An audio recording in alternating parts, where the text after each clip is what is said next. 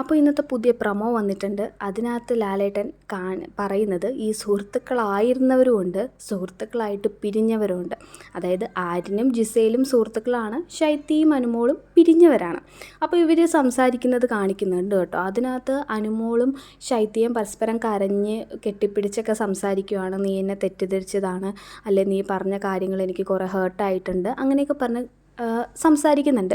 പക്ഷെ നമുക്കിതിനകത്തുനിന്ന് കാണാൻ കഴിയുന്ന കാര്യം എന്തെന്ന് വെച്ചാൽ, ഇന്നലെ ലാലേട്ടൻ അത്രയും ഫയർ ചെയ്തിട്ട് കരയാതിരുന്ന അനുമോൾ ഇന്ന് ശൈത്യയെ കെട്ടിപ്പിടിച്ച് ഭയങ്കര കരച്ചിലാണ്.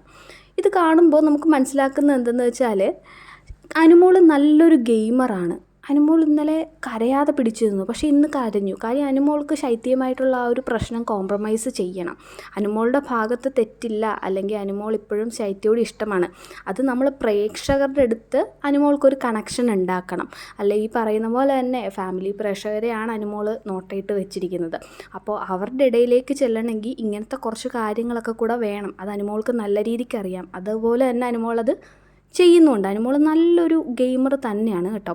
പിന്നെ എന്തായാലും ഇന്ന് മിക്കവാറും ഔട്ടാവുന്നത് ശൈത്യ തന്നെയായിരിക്കും. ഈ 4 പേരിൽ കുറച്ച് വീക്കായിട്ടുള്ള ആളെന്ന് പറഞ്ഞാൽ ശൈത്യയാണ്. ശൈത്യയ്ക്ക് നിലവിൽ അവിടെ പ്രത്യേകിച്ച് ഗെയിമൊന്നുമില്ല. കുറച്ച് നാൾ അനുമോളുടെ കൂടെ, ഇപ്പോൾ പുതിയ ആൾക്കാർ.